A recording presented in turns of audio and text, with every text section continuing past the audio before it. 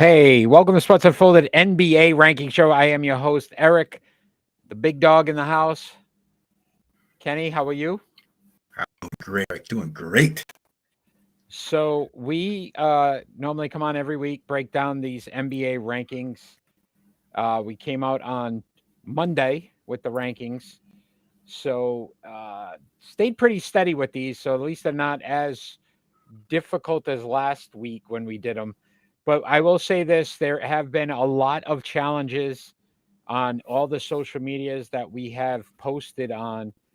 The fact that the Milwaukee Bucks are no longer on this list, a lot of people questioning this list, and Brooklyn, who I explained to you last week, you gotta have put some respect on Brooklyn. 22-12, 9-1 in their last 10, not on this list, my friend. So you've got some splaining to do. I do. I really do. So the fans have spoken. They want Brooklyn on this list. They need Brooklyn on this list. New Orleans as well, won 3 straight, 21-12. They're not on this list as well. They fell off. So we'll discuss who's on the list because that would only be fair. So, I mean, is there a reason why you're still not in love with Brooklyn, though? I'm just not. I'm just not. I mean, they had a great win last night, but I'm just not. They're just not there yet. What do you need to see from Brooklyn before you actually believe that they should be on this list? I need to see a lot. Wow. I need to see. I need to see a lot. I need to see a lot. I need All to right. see a lot. All right. Pretty interesting statement there. Let's bring this list up and show the fans what we came up with. And we had at number 5 the Philadelphia 76ers, who are on this list for the first time. The Memphis Grizzlies dropped to 4. Cleveland Cavaliers at 3. The Denver Nuggets, keep saying never, I told you, at number 2. And then the Boston Celtics back at number 1 after dropping down to 2 the prior week. So, Kenny, as we go through this list, we're going to start with Philadelphia, and you got to explain to me why Philadelphia is ahead of the Brooklyn Nets. No, I'm only kidding. But Philadelphia 76ers at number 5. They're 20-13 on the season, 14-5 at home, 6-8 on the road, 111.7 points in favor, 108 points given up each week, or for the season, I should say. 8-2 in their last 10. They have lost their last game. They're on the road for New Orleans and OKC this week, and then back home for New Orleans before our next rankings. Obviously, what Joel Embiid's doing at 37.7 points per game and 9.7 rebounds, but then you get Maxey, who's averaging 22.9 points per game, so he's become their second leading scorer.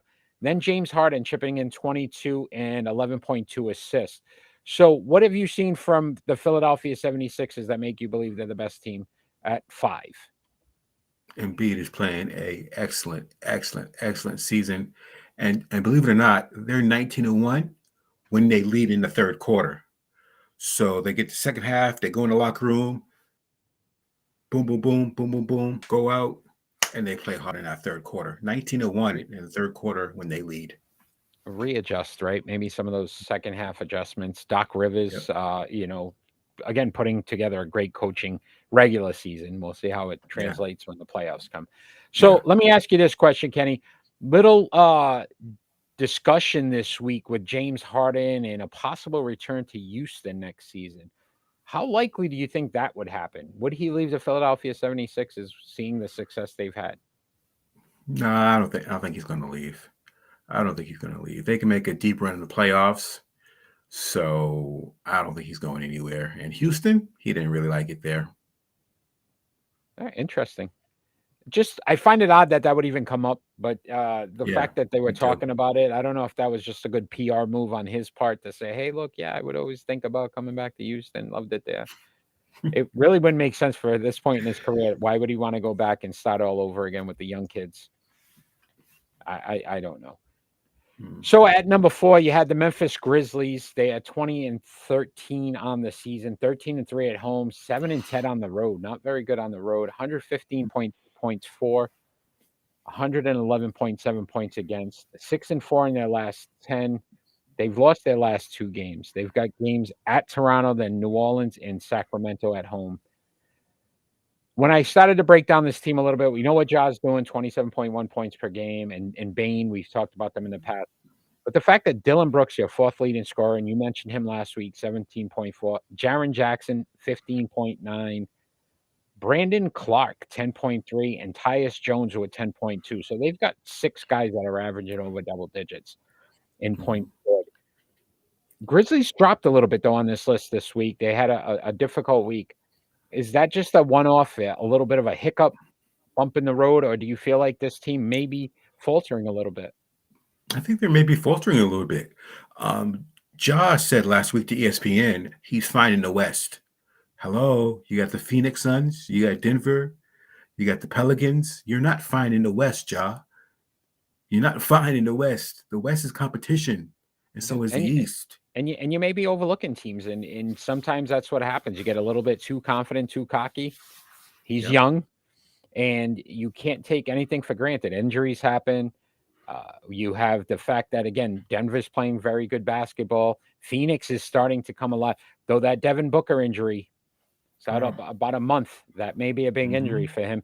And then let's discuss one other player in the West, because I know how excited. Luka Doncic did something that's never been done in the NBA. A 60-point triple-double. So 60, 21, and 10. Yes. So I was thinking about this earlier, Kenny, and you're my basketball guy, and I was curious your thoughts. Somebody asked me about him, and I said, if Dallas ever built a team around him, how dominant could the Dallas Mavericks be? But the fact that it's Luka and nobody else. Like, he basically carried that team to 60. He had to score 60 points, 21 rebounds, 10 assists to go to overtime against the Knicks to win it. Yeah, the Knicks. Right? So it's amazing. But to your point, the West is still tough. He's still there. They're still the 6th best team in the West. Like, this is teams you cannot overlook and say they can't beat you in a playoff run, because they could. Yep. Yeah. They could. So he's real good. He's real good. He just needs a team around him. Yeah, they need to get him some players. But again, Memphis too. Like, don't judge some teams and think you're better than those teams, because look, you don't want to be the 4th, 5th seed, because that's usually a tough spot. That means that team that you're playing in the playoffs is basically about the same as you. Yeah, exactly. You know what I mean? Yep. You want that 2-3 spot, because at least that's the bottom tier of that Western Conference. So they better not take them lightly. But not. So Cleveland at 3, 22-13 have stayed pretty consistent. 16-4 at home, 6-9 on the road. All these teams not very good on the road. 111 points for, 105 points against. So they're very good defensively. 6-4 in the last 10. They have also lost 2 straight. They've got games on the road, so this could be a difficult week for them. At Indiana, at Chicago, and then back home for Chicago. We've talked about a lot of guys with this team: Donovan Mitchell, Garland, Mobley, Jared Allen, what they've been able to do. Karis LeVert, very quietly, 11.6 points per game. When I can remember him in Brooklyn and being one of those top scorers. I mean, they're getting production from across the board, Kenny. Can they sustain this? I mean, Donovan Mitchell has been a great regular season player. He has been on fire, averaging 31.8 points per game. And get this, you ready for this? They are 13-3 when he scores 30 or more. He's going to be the key. He's going to drive this vehicle as far as he can. Question is, can they do it in the playoffs? Because he hasn't been able to materialize in the playoffs. He's one of the top scorers in the league every year. He did it in Utah. Yeah, that's the question. Can he do it in the playoffs? We shall see. And again, the East is getting tougher. Brooklyn's starting to come on. Philadelphia's on this list. Boston's on this list. The East is going to be a very tough road this season with the playoff push. It's not going to be an easy one. So Cleveland, I like the team. I like the makeup. I'm just not sold that Cleveland's going to remain on this list the entire year. I feel like that they'll kind of get back down the middle of the pack. Yep, me neither. Team I'm Yeah. excited about, the Denver Nuggets. I called this. I said they are going to be in the NBA Finals and win it Yeah. all. I did Yeah. call that, and I'm telling you now, you're starting to look at it come to fruition. The genius that I am, I'm so right, so good at making predictions. Not at all, but they're 22-11, 12-3 at home, 10-8 on the road, 115.9 points for, 113.8 points against, 8-2 in their last 10. They're on a 5-game winning streak, so they're hot right now. But this week, Mhm. before our next rankings, is very tough. They're at Sacramento, then Miami at home, Boston at home, and then at Minnesota. But they are getting production all over the place. So Nikolai Jokic, the joke is just unreal right now. Leads the team in points, rebounds, and assists. Assist. He's almost averaging a triple-double. Yes. He for had this. 37. He had 37, 15, and 15. Yeah. So just ridiculous what he's doing right now. Ridiculous. He's a half an assist away from being a triple-double for the season for this team, and he leads the team in steals. I mean, the man's doing everything he can. But they've got Yep. 6 players in double digits. So Jamal Murray, 18.3 points. Aaron Gordon, 17.5. That's a big jump for him after his last few jumps. Jump. Michael Porter Jr. averaged Yep. 16.7. Bones Highland, 12.7. KCP, the Katavius Caldwell Pope, 11.5. And Bruce Brown, 10.8. So they're getting production across the board from their starters. They've got the one big piece in Jokic. Who's the second guy that's going to help this team win a championship, Kenny? It's going to be Bruce Brown. Really? Brown. Remember he was in New Jersey last year? Yep. Yeah, Brooklyn, sir. I keep saying New Jersey. Formerly known Brooklyn, as, yes. New Jersey, yeah. It was Brooklyn, and he was just solid. He's just solid. And just to put it out there, he's from Boston. Oh, there we go. There we go. That's why it makes sense now, right? Yeah. The roots, everything great in basketball happens in Boston. They got the most championships. They know how to win in Boston. Yeah, they do. Yep. Right. So I will ask you this, though. Contenders in the West, can they win it all? At least the Western Conference, in your eyes. Yes. At least the Western Conference. Because the West is wide open. I tell you right now, Warriors, they're terrible. Grizzlies, they're good, but they're inconsistent.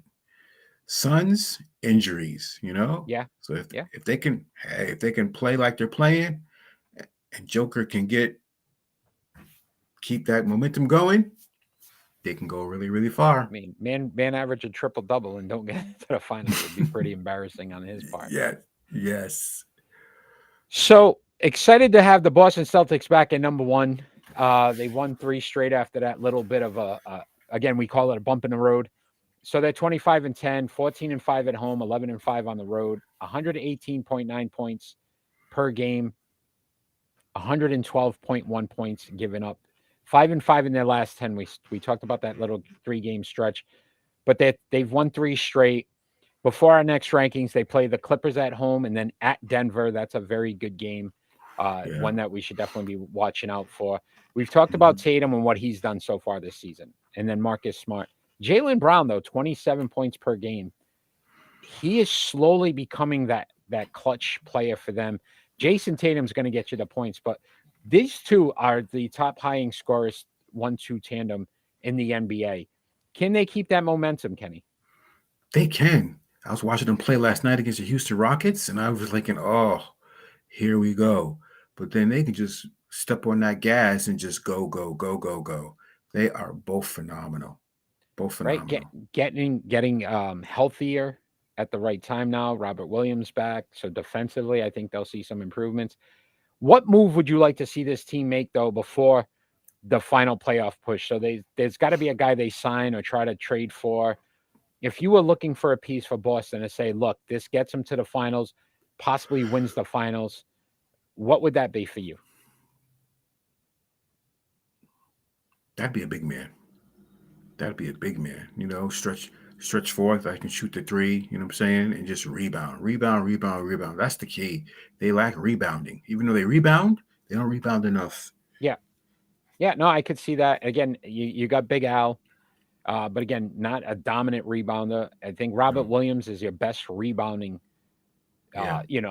player on the team, but again, how much can one player do? And his health's always going to be a concern. No, I agree with you, right? They get a solid big man that can contribute and just go in and say, look, all we need you to do is, wipe up the glass for us. Yep. It's going to be important. It's going to be very important. Yeah. Yeah.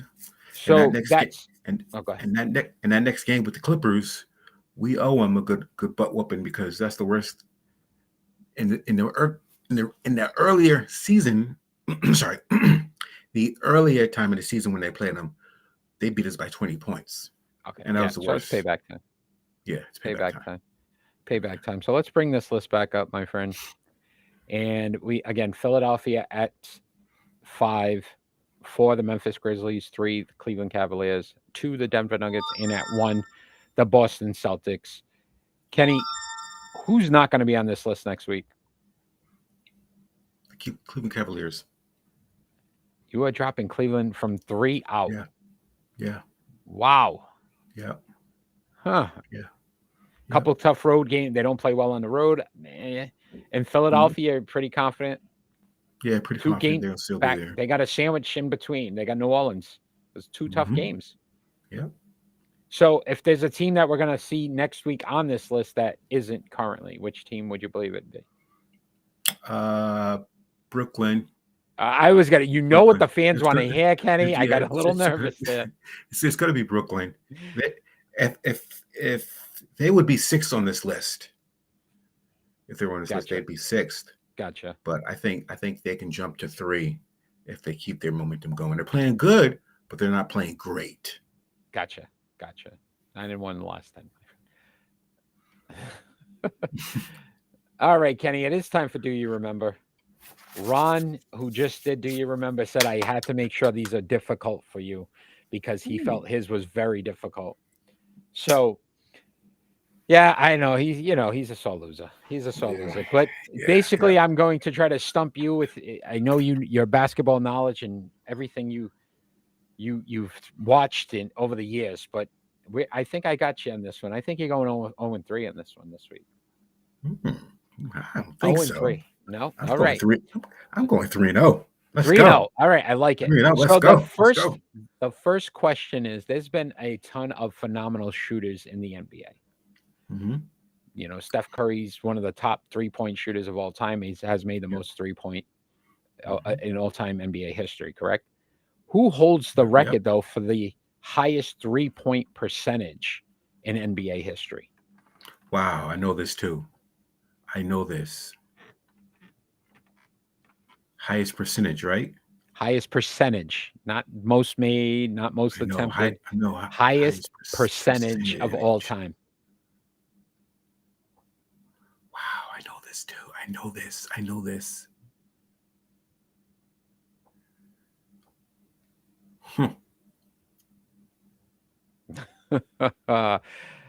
You guys are great this week. Oh my gosh, I know this too. This is gonna.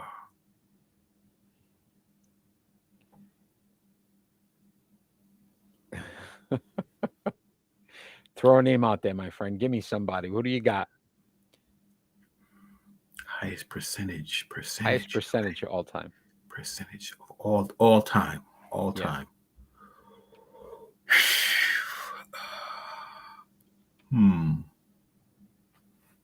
It's not Ray Allen. Okay, that's sure good. That doesn't count for a point, by the way. I'm pretty sure it's not Ray Allen. So we could do that all day. I'm gonna go. Reggie Miller, right? Phenomenal shooter. Are you correct though? How about this hint? No. He's currently an NBA coach. How's that one for you? Wow. That's Steve Kerr. 45.4% on a 3-point, his 3-point percentage all time. That's right. Highest in NBA history. Steve Kerr. All right. 0-1, my friend. 0-1. Ron got a point this week. Ron got a point. So far you're not doing so well. But Steve Kerr, right? You think about those great Bulls teams, but then he went San Antonio for a bit. Yeah. And he was still successful there. So Steve Kerr, your all-time 3-point percentage leader in NBA history. Yeah, he was nasty. He was a great player. All right, the second one. So along the same lines, Kenny, who holds the highest field goal percentage all time in NBA history? And I will tell you this, it is a player who is currently active. So the all-time highest field goal percentage in NBA history. These are hard. Tough. I told you, these are tough, man, this week. Jeez, field goal percentage. And he's actively, huh? Active. He's currently active in the NBA.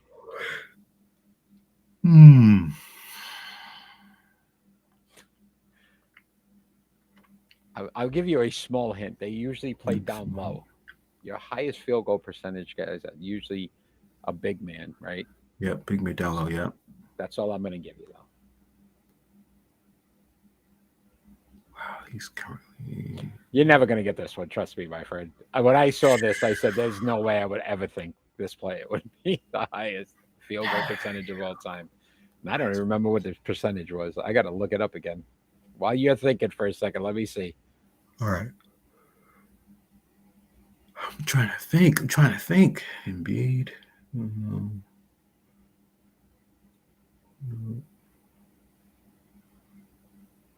I got nothing. Oh my goodness. Let me see if it's even still up here. Oh, there it is. Yeah, okay, I got it. All right. You ready for this one? I'm ready for this one. Because I said I have to get you the percentage too. That would only be fair. Ready? Highest field goal percentage in NBA history is DeAndre Jordan. Get the heck out of here. 67.4% all time. The highest in NBA history right now. You know what? That makes sense. That makes right. Sense. All he did the Lob City, baby. Yeah, that's all he did. He dunked. All he did was dunk. Yeah, but highest field goal percentage in NBA history is owned by that man right there. Wow. 67.4%. Wow. That makes sense, yo. You're very welcome. 0-2, my friend. I told you. You're going over. I think you're going over. This one, it's a little bit of a tricky question. So there have been the top 5 scorers in NBA history all time. Okay? 5th was Michael Jordan. Yep. The next 4 are all former Lakers. Can you name all 4 Lakers? Former Lakers. I'm even going to bring up a screen here. So I'm going to give you some hints here because right there, some of them may be on that screen. So there's 4. Yep. Go ahead. So who's number 1 all time? Kareem. Okay. He's on there. Okay. Yep. Okay. All right. Yep. I'm going to go with Wilt. The next one. Okay. Okay. All right. Kobe. Yeah. One more. You're gonna hate me for this one, my friend. No, because it's not Jerry West. Is it? Maybe NBA all-time scorers. I know it's not Magic. I know it's not Magic. Okay. So I'm gonna say Jerry West. All right. So Kareem correct at number 1. Yep. At number 2, currently active player LeBron James. That's right. That's right. Because he's gonna break it. That's right. All right. You are correct with Kobe. Yep. So that was the 3rd. The 4th one, who's 3rd all-time NBA in scoring, only played, I believe, 1 season with the Lakers. That would be Karl Malone. That's right. Karl Malone was your. I thought right. that was the one that was going to mess you up. So it goes right. It goes Kareem, LeBron, Karl Malone, Kobe Bryant, Michael Jordan at 5. That's right. All time in points. I forgot about Karl. I forgot about Karl Malone. You see, my friend, I told you I was going to stump you, my friend. I'm so bad. I forgot about Karl Malone. Pick it wrong. You forgot about LeBron. He's Oh, currently playing, dude. He's gonna break the record. I don't care about who cares about LeBron Oh now. my goodness. But that has been our Do You Remember segment. 0-3. Ron beat you this week, my friend. Daggone it. Dag nabbit. But we normally do our Sports Unfolded show every Friday night at 6 p.m. Eastern Standard Time, live on Rhode Island Broadcasting on Facebook, YouTube, Twitch, and Twitter. Joined by my host, Ron. We are Fan Interactive. Kenny, you've joined in a million times for us. I've actually been on Sports Unfolded once as well. But we have fun with that. Make sure you join in, chime in. It is live. It is Fan Interactive. So we will respond back to all the comments that come through the screen. Kenny, I want to thank you each and every week for your NBA insight and your list. We are creating some controversy. A lot of fans are questioning some of them, but that's a good thing as well, man, because it keeps us on our toes, right? We can't just put a list together. So Exactly. I will see you next week. Can't wait to see what you come up with. And can't wait to see. I mean, we're going to be talking some Luka on Friday, so I'm sure you want to join in for that conversation. Oh, yes. Oh, yes. As each and every week, all we ever ask for, too, is peace on earth, my friend. Take care. Peace.